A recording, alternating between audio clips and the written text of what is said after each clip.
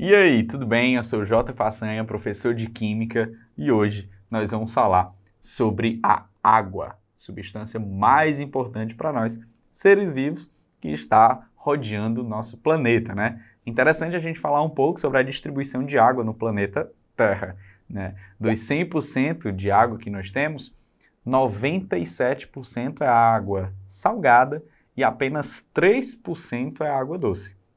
Mas não se engane, tá? Desses 3%, a maioria está nas calotas polares. Pequena porcentagem está disponível para a gente na forma potável, né? Nos lagos e nos rios. Por isso que já fica aqui o alerta no início do vídeo de cuidado com a água. Não desperdice água, tá? Por mais que exista um ciclo de renovação de água, não vamos brincar com esse recurso, né, tão importante para a nossa vida e é um recurso tão mal distribuído geologicamente, né, falando. Então, galera, o que mais que a gente tem para falar da água, além desse alerta inicial?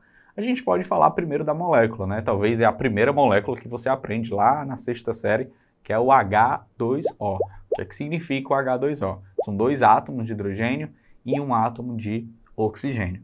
Primeira coisa que pode aparecer na sua cabeça é: qual é a geometria da água?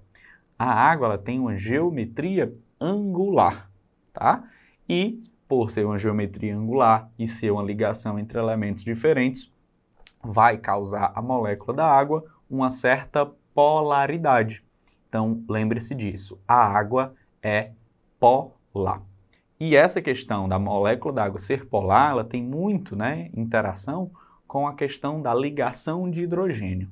A ligação de hidrogênio é a interação que ocorre entre as moléculas de água. Lembra, a ligação de hidrogênio é uma interação intermolecular que ocorre entre moléculas de água. Por exemplo, quando eu quero fazer a ebulição da água, eu não quebro a molécula de água, eu quebro as interações entre as moléculas. A água líquida tem algumas interações. Quando a gente aquece, nós quebramos essas interações e as moléculas ficam mais livres e vão para o estado gasoso. Então lembre-se disso. A ebulição da água não é a quebra das ligações da água. Não estou quebrando a ligação do hidrogênio com o oxigênio. Eu estou quebrando as interações entre as moléculas.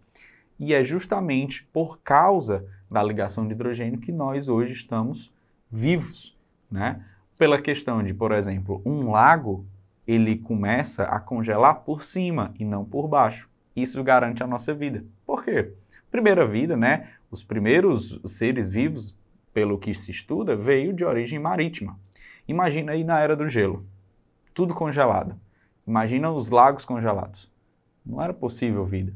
Porém, o gelo que é formado superficialmente, graças à dilatação anômala da água, que ocorre graças à ligação de hidrogênio, está vendo como é uma cadeia de coisas interessantes para saber sobre a água? Tudo isso por causa da ligação de hidrogênio. Ligação de hidrogênio vai causar a dilatação anômala da água, vai fazer com que a água congele por cima. E o gelo é um isolante térmico, então por isso que o lago só congela em cima e embaixo fica água líquida, favorecendo a existência da vida. Então já dá para entender aí que a molécula de água é pequenininha, mas é poderosa. É pequenininha, mas é bem interessante, é cercada de conteúdos, tanto da física como da química, para a gente falar sobre ela. E essa questão, né, do gelo, essa questão do gelo ficar por cima, a gente também pode falar de densidade, né? A densidade do gelo é menor do que a densidade da água líquida. Por isso que o gelo é formado ali na parte superior, pela sua menor densidade, decorrente do maior volume do estado sólido em relação ao estado líquido. O normal é a gente pensar, o estado líquido, quando vai para o estado sólido, diminui de volume, porque as moléculas ficam mais próximas. Porém, a questão da água é a forma oposta. Lembra que eu falei de dilatação anômala da água? Quando a água vai para o estado sólido, as moléculas de água se organizam em hexágonos, deixando muito espaço vazio, ganhando volume. Então, o gelo tem um maior volume do que a água. Se o gelo tem maior volume, tem menor densidade tende a subir. É por isso que o lago congela só superficialmente. Fantástico, né? O que mais que a gente pode falar da água? Já que a gente puxou a orelha já de vocês sobre a questão do uso consciente da água, a gente pode falar de poluição. Uma das primeiras coisas que eu quero falar aqui de poluição é a poluição atmosférica, a questão da chuva ácida. Como assim chuva ácida?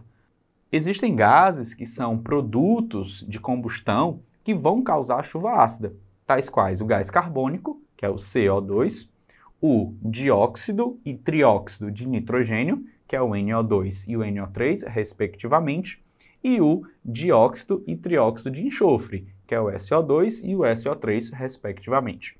Esses óxidos eles são formados pela combustão de motores. Esses óxidos têm características ácidas, ou seja, quando eles reagem com água, eles vão produzir ácidos. Imagina chover água, é o normal, né? Chover água, só que quando em regiões muito poluídas por esses óxidos, vai chover ácido. Ai meu Deus, vai derreter tudo. Não é assim, não vai corroer também tudo. Ele, né, como é ácido e tem uma grande quantidade de água, esse ácido que vai vir junto com a água, ele está bastante diluído. Porém, ele vai sim afetar o solo, né, vai causar uma acidez do solo muito grande, que é prejudicial. Esse ácido ele vai corroer estruturas metálicas ou estruturas formadas por calcário e pedra-sabão, o que pode causar aí alguns efeitos drásticos em algumas estruturas, tanto de prédio como até monumentos conhecidos, né? Além desses contaminantes gasosos, né, que vão causar chuva ácida, e é ruim até para o solo quando essa chuva ácida acontecer, nós podemos falar de metais pesados, tais como mercúrio, chumbo, cromo, que pode também ser resquício de mineração ou da indústria, e esses metais pesados são contaminantes da água. Além de metais pesados, também nós podemos falar sobre o petróleo, né? O petróleo é um material menos denso do que a água, por isso que tende a formar aquelas manchas superiores de petróleo, né? Aquela mancha de óleo, lembrando, ela fica por cima porque o petróleo tem densidade menor do que a água. Aí você vai me falar, Jota, mas a água é um recurso renovável. Sim, é um recurso renovável, mas a gente contaminando em grande quantidade, esse ciclo renovável não vai se manter. Nós vamos ter sempre algo contaminado. O que é que adianta ter um lago se esse lago está contaminado, né? Então, a questão é não poluir.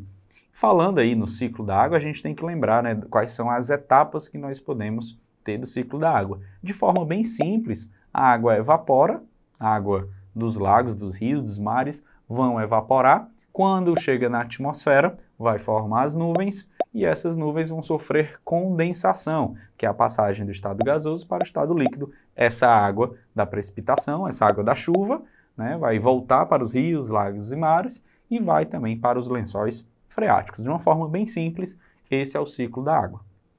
Porém, nós temos que tratar a água. Nós sabemos que nem toda água é própria para consumo, seja de ingestão, ou de banho, ou de cozinha. Então, nós precisamos ter as ETAs, que são as estações de tratamento de água. E aí, nós podemos falar sobre os processos que vamos utilizar para fazer o tratamento da água. O primeiro processo é a coagulação, onde nós vamos colocar agentes coagulantes para reagirem com algumas sujeiras, né, que são pequenas, mas com esses agentes coagulantes vão ficar uma quantidade maior, mais fácil de ser retirado. O nome disso é floculação. Depois, existe o processo de sedimentação, onde esse flóculo que foi formado pela adição dos coagulantes vai precipitar, vai para as regiões mais baixas por causa da elevação da densidade.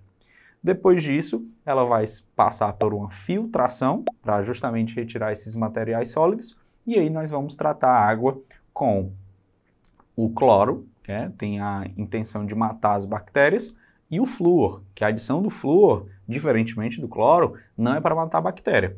O flúor é para garantir que quando essa água chegue nos cidadãos, ela vai fazer uma reação importante na nossa boca que vai melhorar a luta contra a cárie, né? O nosso dente é formado por um material chamado hidroxiapatita e ao ingerir o flúor que vem dessa água tratada, a gente troca a hidroxiapatita por fluorapatita, que é mais resistente às cáries. Então lembra disso, o flúor não mata a bactéria. O flúor é para favorecer esse fortalecimento dos dentes. E essa toda a linha que nós fazemos para tratar uma água, tá? É importante lembrar que a água, depois que sai de todos esses processos, ela ainda vai para a estação, né, toda aquela parte de encanamento, que é aí que mora o problema. Às vezes os canos são velhos, são antigos e acabam contaminando a água com alguns metais, como ferro, cálcio, magnésio e até outras substâncias. Por isso que se indica, antes de ingerir a água, fervê-la e filtrá-la, não é isso? Então, gente, já deu para notar que a água é muito importante, por isso não deve-se desperdiçá-la. Beleza? Espero ter entendido tudo do vídeo de hoje e até a próxima. Tchau, tchau.